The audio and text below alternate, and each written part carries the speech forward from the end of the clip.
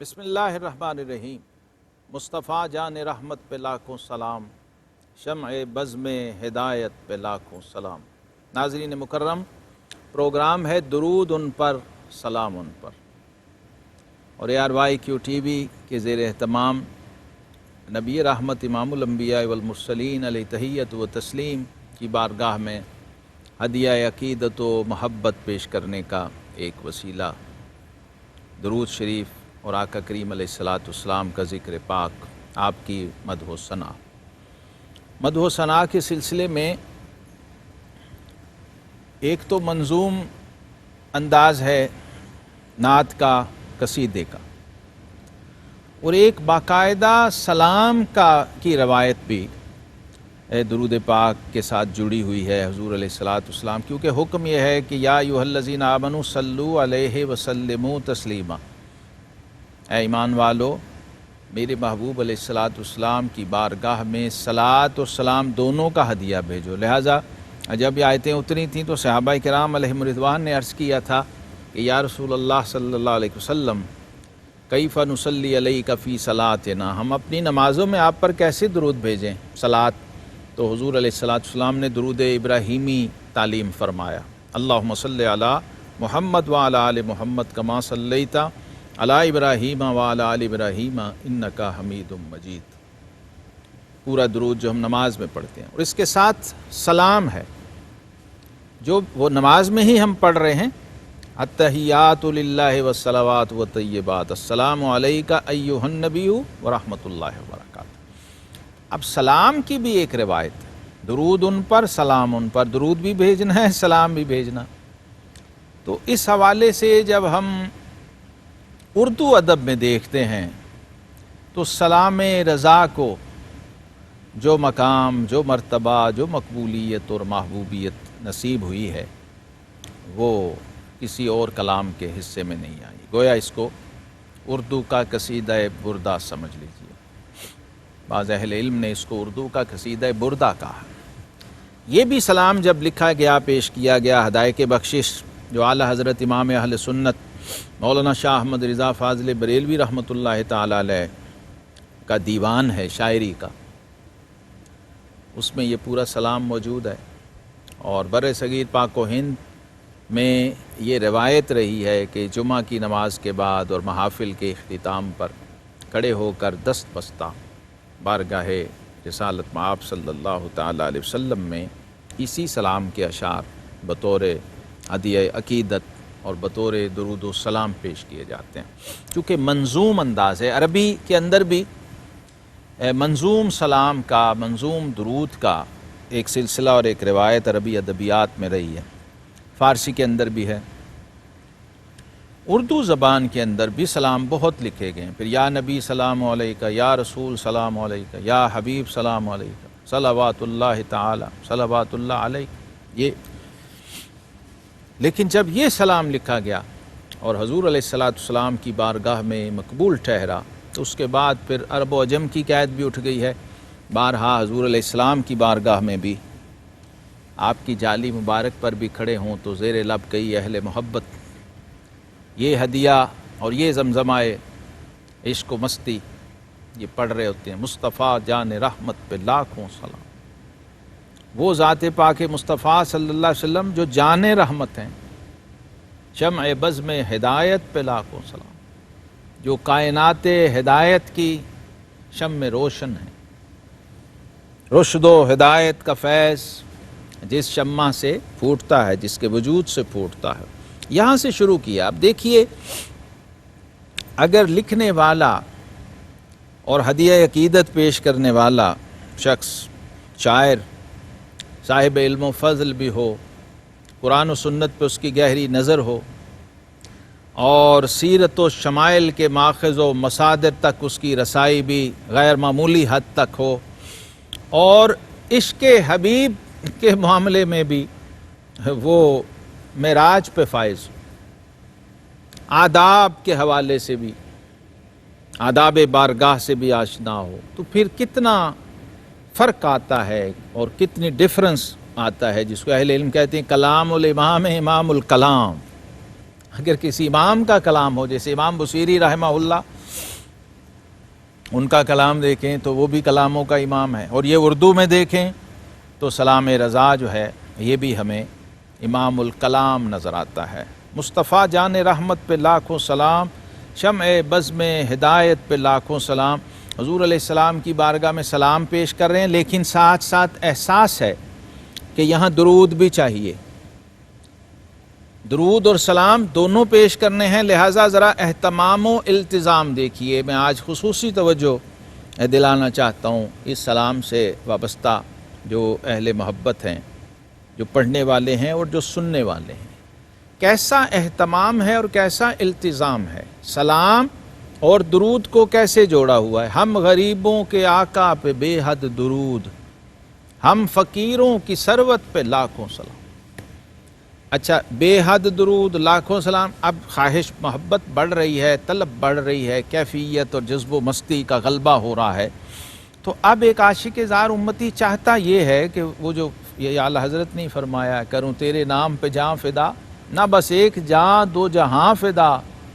دو جہاں سے بھی نہیں جی بھرا، کروں کیا کروڑوں جہاں نہیں۔ پھر ایک کیفیت، ایک لمحہ اور ایک عالم یہ بھی آ جاتا ہے بندے پر، جو سالک راہ معرفت ہے اور جو راہ عشق کا مسافر ہے،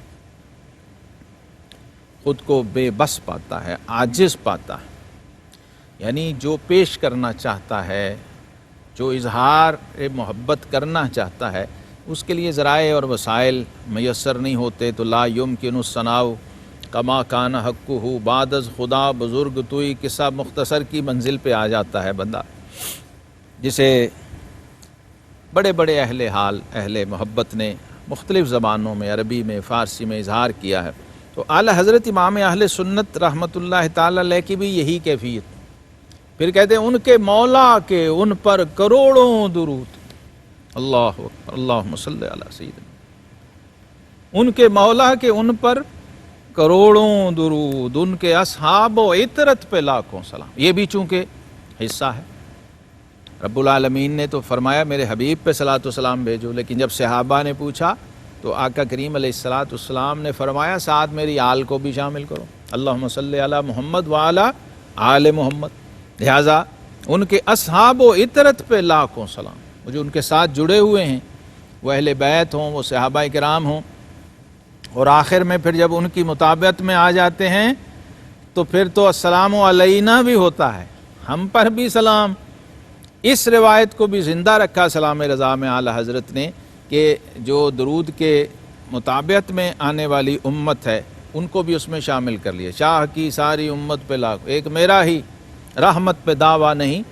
شاہ کی ساری امت پہ لاکھوں سلام۔ اس پر بھی اہل علم نے لکھا ہے کہ جب آپ آقا کریم علیہ الصلوۃ والسلام پر درود و سلام بھیجتے ہیں اور پھر اہل بیت پر، صحابہ اکرام پر، پھر جتنے بھی ان کے متبعین ہیں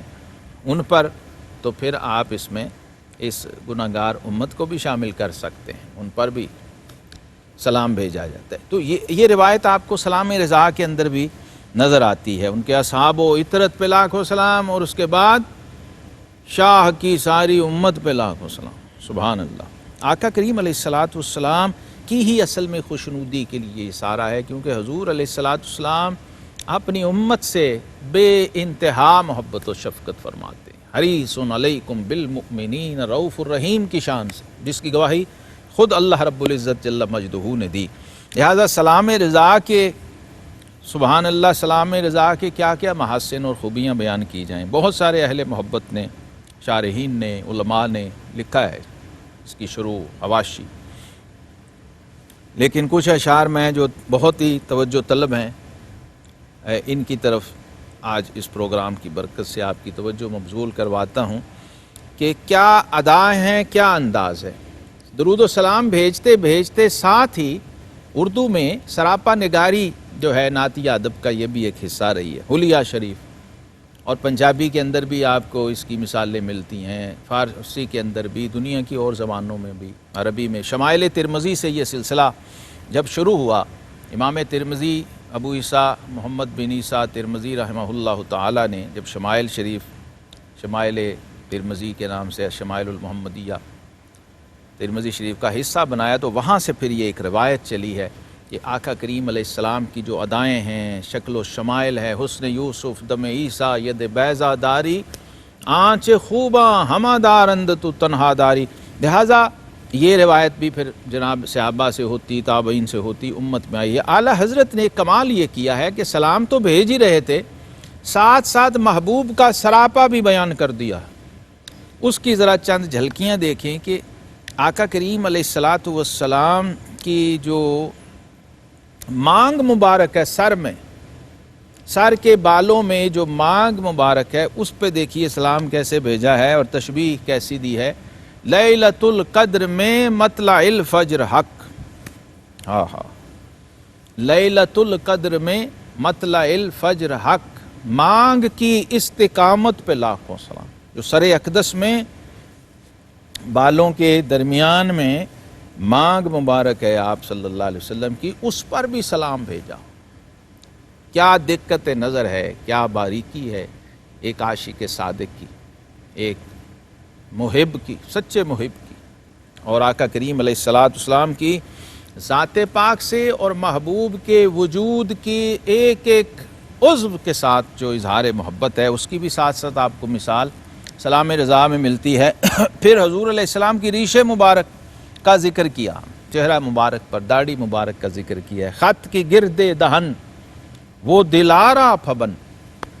سبزۂ نہر رحمت پہ لاکھوں سلام۔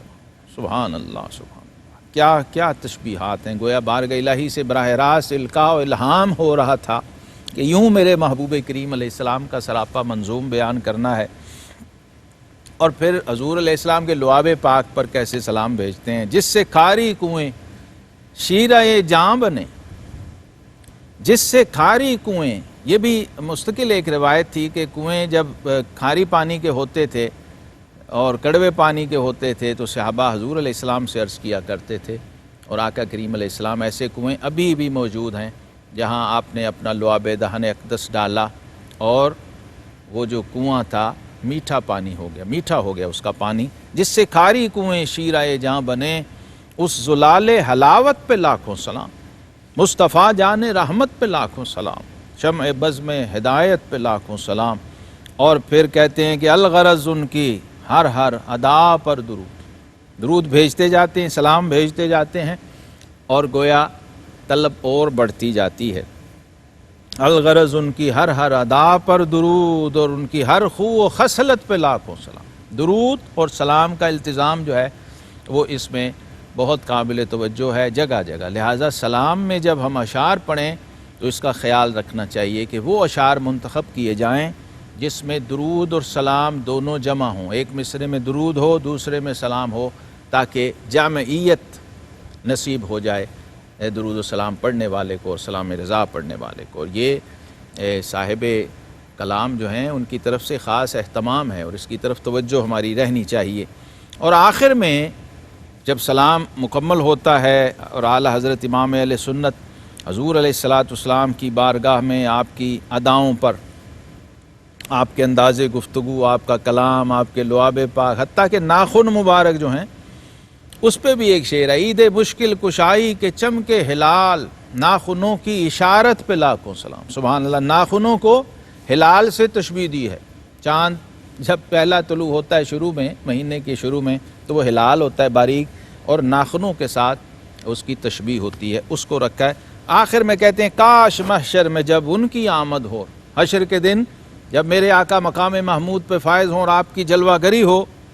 تو بھیجیں سب ان کی شوقت پہ لاکھوں سلام، مجھ سے خدمت کے قدسی کہیں ہاں رضا، مصطفیٰ جان رحمت پہ لاکھوں سلام۔ تو مجھے حضور علیہ السلام کی بارگاہ ہو، مجمع حشر ہو، اور ملائکہ کرام جو ہیں اس محفل میں، اس حضور علیہ السلام کی بارگاہ میں حاضر فرشتے جو ہیں وہ مجھے بلا کے آواز دے کے کہیں کہ ہاں رضا پڑھیے مصطفیٰ جان رحمت پہ لاکھوں سلام۔ یہی وہی شروع مطلع کا جو پہلا مصرع ہے اسے پھر مقطع میں لائے ہیں، اور وہاں تکمیل ہوئی ہے اس کیفیت کی کہ ہم آئے یہاں تمہارے لیے اور اٹھیں بھی وہاں